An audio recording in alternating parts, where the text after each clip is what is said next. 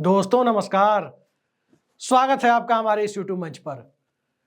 दोस्तों, इंडिया गठबंधन को तोड़ने की कोशिशें की जा रही है या इंडिया गठबंधन अपने अंतर विरोधों से टूट रहा है या इंडिया गठबंधन टूट नहीं रहा, बस सिर्फ मतभेद सामने आ रहे हैं। कई तरह के सवाल इंडिया गठबंधन को लेकर है, लेकिन इंडिया गठबंधन में उत्तर प्रदेश और पश्चिम बंगाल की राजनीति किस कदर हावी हो रही है, जरा इसे देखने की कोशिश की जाए तो साफ जाहिर होता है कि उत्तर प्रदेश, जहां भारतीय जनता पार्टी के लिए जीने मरने का सवाल है, उस राज्य में इंडिया गठबंधन की एकता किस रूप में भारतीय जनता पार्टी के लिए मुसीबत बनने जा रही है। और इंडिया गठबंधन यदि एक रहता है तो बहुजन समाज पार्टी की सक्रियता किस रूप में भारतीय जनता पार्टी को परेशान करेगी, यह सर्वविदित है। आखिर कांग्रेस और समाजवादी पार्टी के बीच जिस प्रकार के मतभेद उत्तर प्रदेश से लेकर महाराष्ट्र तक उभर कर सामने आ रहे हैं, क्या वो इंडिया गठबंधन के लिए शुभ संकेत है?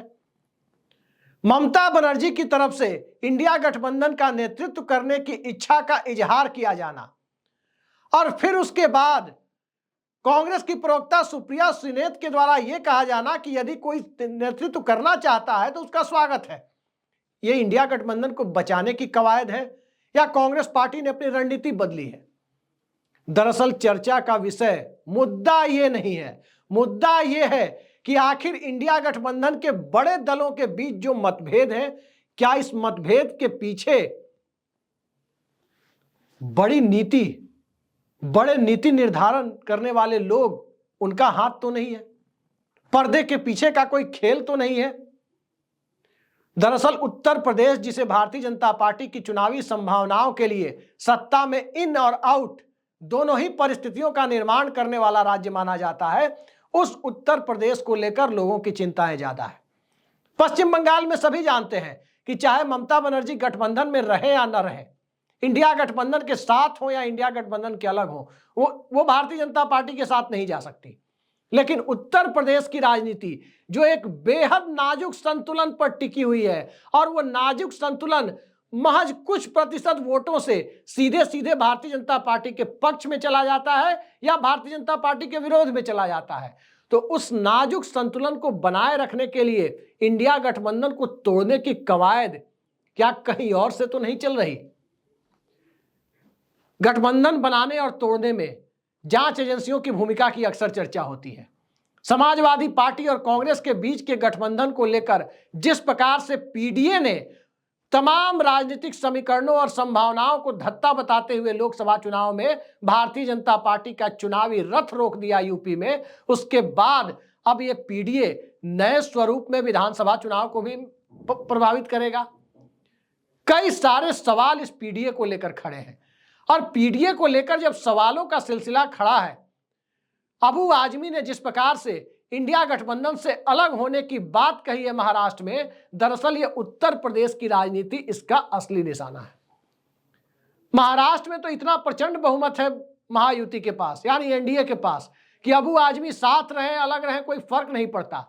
लेकिन उत्तर प्रदेश की सियासत में कांग्रेस और सपा की संभावनाएं टकराती हुई दिखती है, तो इसके बहुत सारे सियासी मायने हैं। पहली बात तो यह कि उत्तर प्रदेश के दलित वर्ग ने बहुजन समाज पार्टी के कमजोर होने के बाद कांग्रेस पार्टी में अपना भविष्य देखना शुरू किया, और कांग्रेस पार्टी में दलित वर्ग ने जब अपना भविष्य देखना शुरू किया तो कांग्रेस के साथ गठबंधन कर चुनाव लड़े समाजवादी पार्टी को भी, यानी इंडिया गठबंधन को भी, उसने कोई फर्क नहीं किया और बड़ी अच्छी सफलता दिलाई।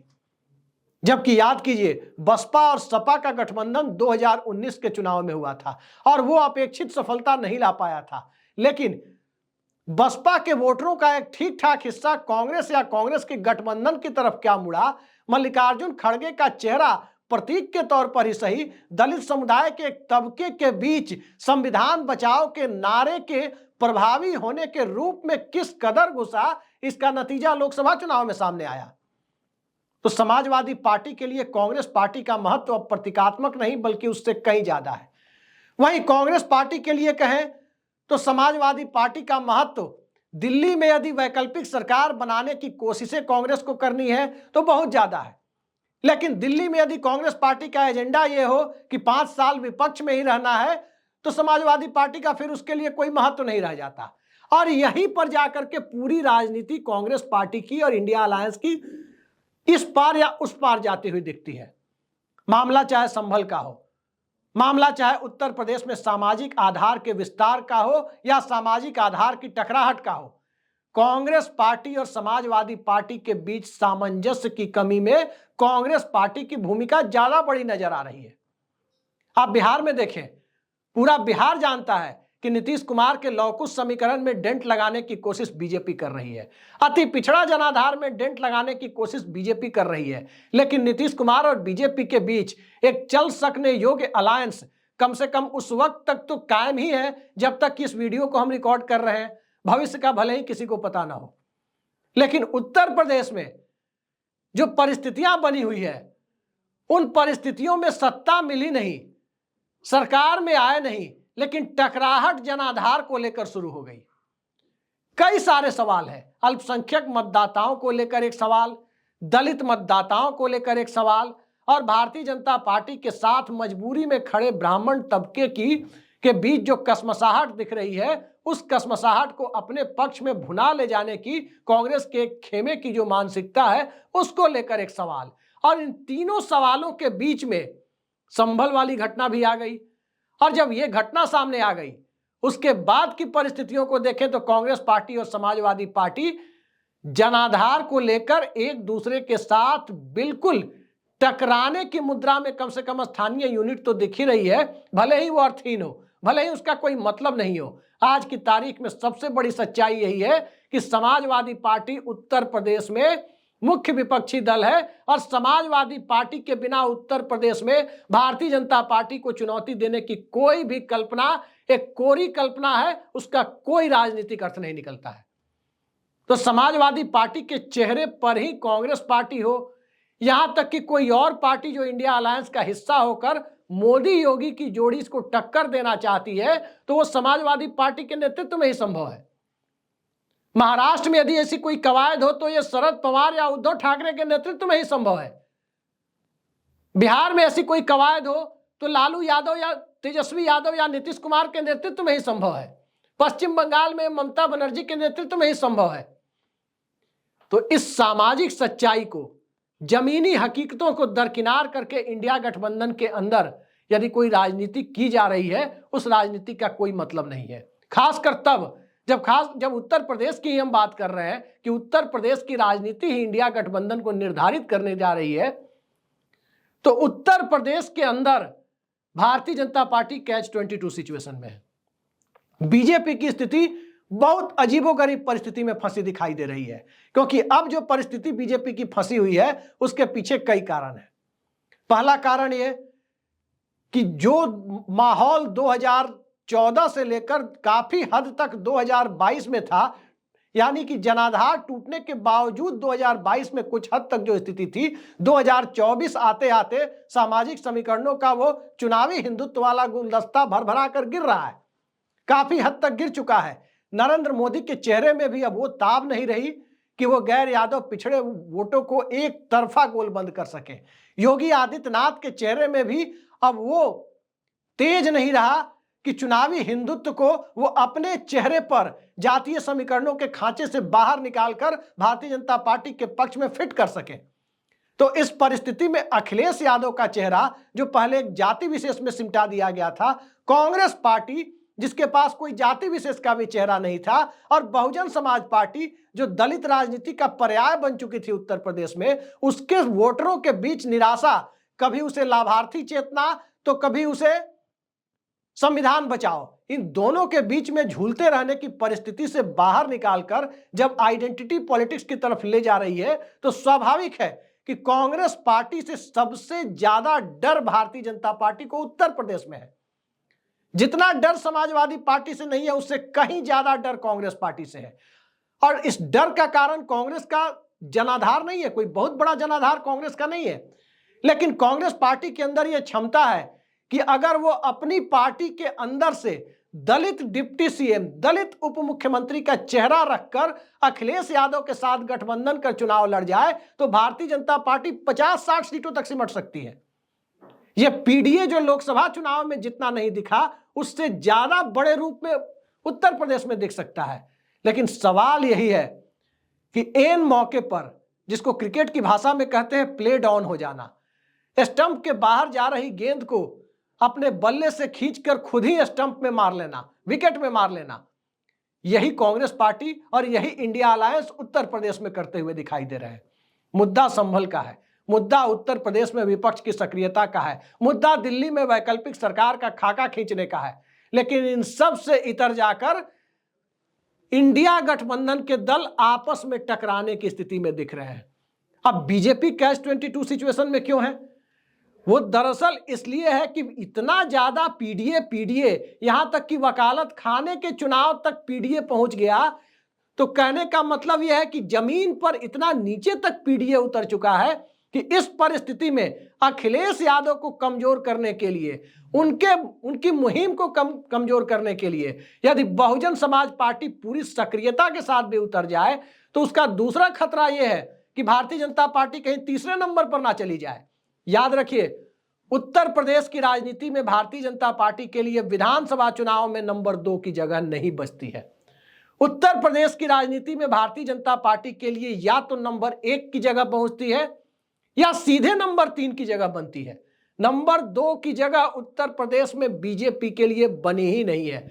1991 से लेकर और आज तक के विधानसभा चुनाव में जब से भारतीय जनता पार्टी ताकतवर होकर उभरी, कभी भी भारतीय जनता पार्टी को नंबर 2 की पोजीशन हासिल नहीं हुई।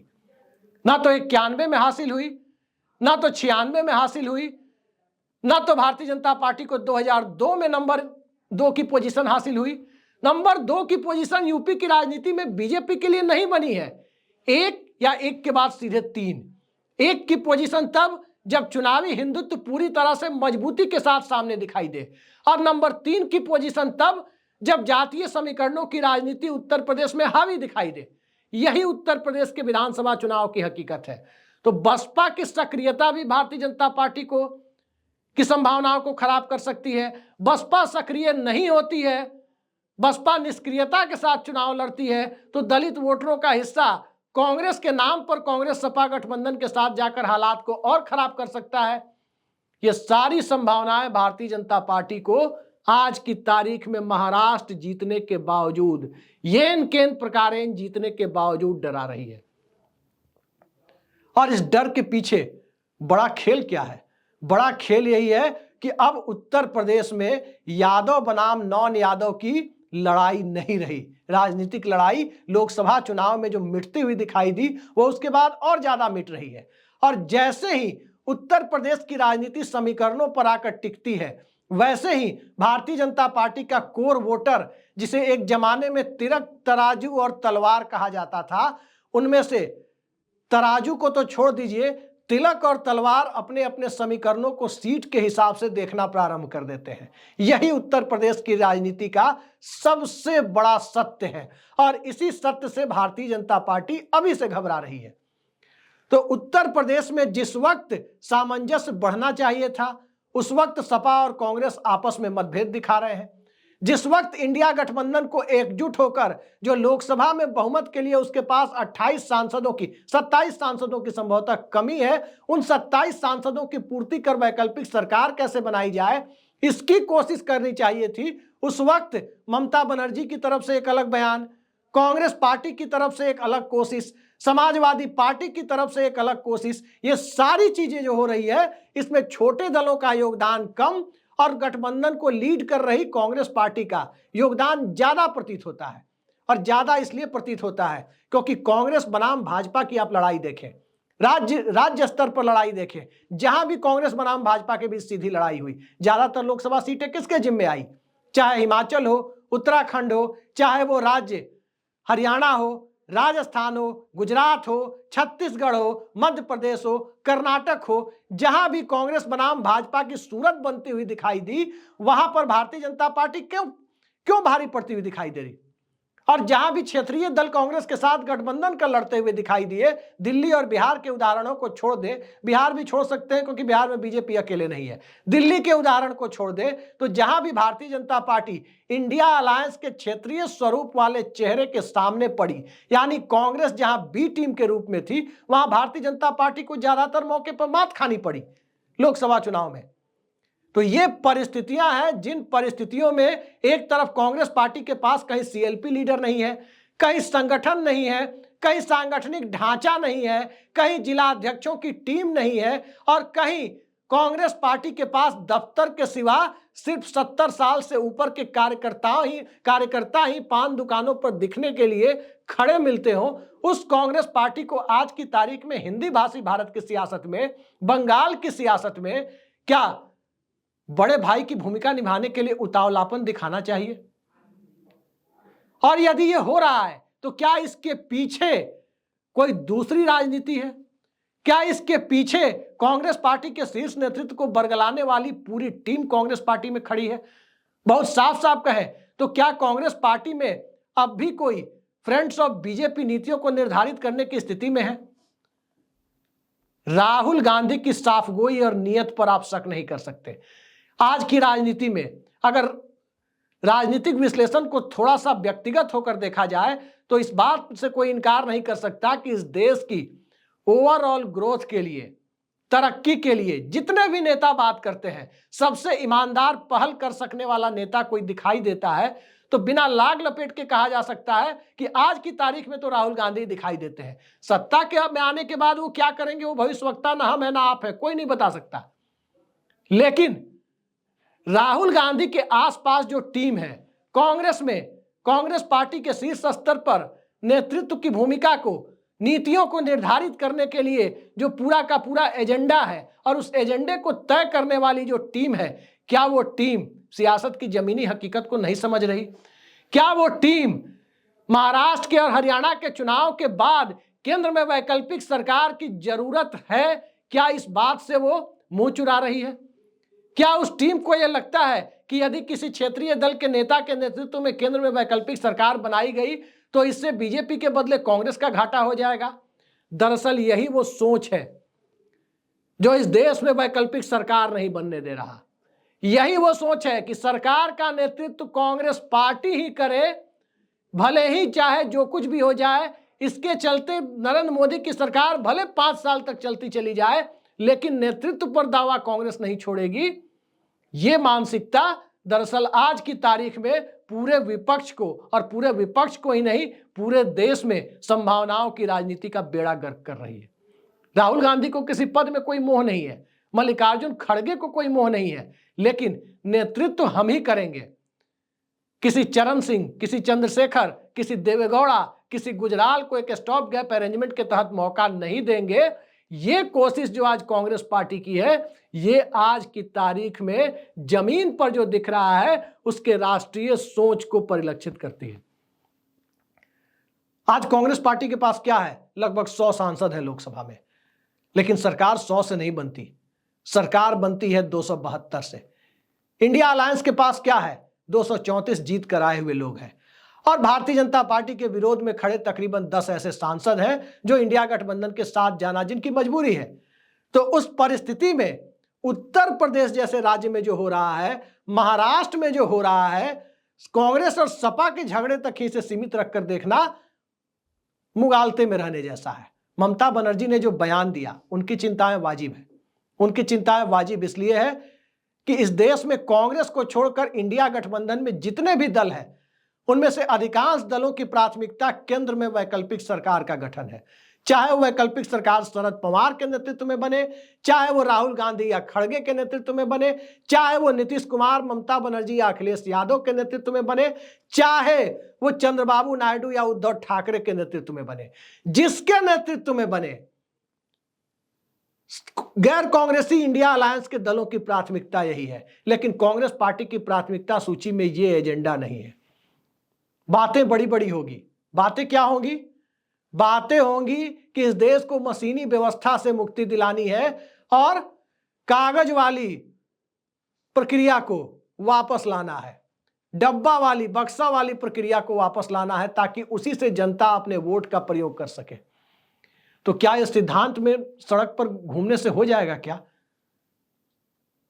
क्या रामलीला मैदान में 5 लाख लोगों को जुटाकर 1 महीने बिठा देने से मौजूदा सत्ता के दौर में हो जाएगा क्या? कतई नहीं होगा। इसके लिए कांग्रेस को सरकार बनानी होगी। नरेंद्र मोदी की सबसे बड़ी विफलता यही है कि जो 245 के करीब सांसद उनके विरोध में खड़े हैं, उनमें से वो एक को भी तोड़ नहीं पाए हैं। लेकिन नरेंद्र मोदी के साथ खड़े दलों में से जिन दलों की राष्ट्रीय महत्वाकांक्षा है, कांग्रेस पार्टी और इंडिया गठबंधन के लोग किस वजह से उनके अपने पाले में लेकर नहीं आ पाए हैं, इसे शुद्ध रूप से इंडिया अलायंस की सामूहिक विफलता के तौर पर ही देखा जा सकता है। और यही विफलता अलग अलग दलों में पॉलिटिकल फ्रस्ट्रेशन बढ़ा रही है, जिस फ्रस्ट्रेशन की वजह से, जिस निराशा की वजह से कभी सपा के लोग बयान दे देते हैं, कभी टीएमसी के लोग बयान दे देते हैं, और कांग्रेस पार्टी की तरफ से ज्यादा बयानबाजी इसलिए नहीं होती क्योंकि इन सब के बीच एक रोड ब्लॉक की तरह कांग्रेस पार्टी ही खड़ी है। अब आने वाले वक्त में देखिए होता है क्या। सुप्रिया सिनेत के उस बयान का तो स्वागत किया ही जाना चाहिए कि यदि ममता बनर्जी गठबंधन को लीड करने आती है तो उनका स्वागत है। आगे कुछ और बयान आएंगे, और यदि वाकई ये बयान जो सुप्रिया सिनेत ने दिया है, यदि वाकई ये बयान कांग्रेस पार्टी का औपचारिक बयान है, तब तो नरेंद्र मोदी सरकार के लिए खतरे की घंटी है। लेकिन यदि वो टीवी चैनल पर बैठे बैठे इस तरह से अचानक आए सवाल का सीधा जवाब दे गई बिना सोचे समझे, तब तो जो चल रहा है स्टेबिलिटी के नाम पर स्टेटस को जो मेंटेन किया जा रहा है, वही आज का सबसे बड़ा सत्य है। आज के लिए इतना ही। नमस्कार।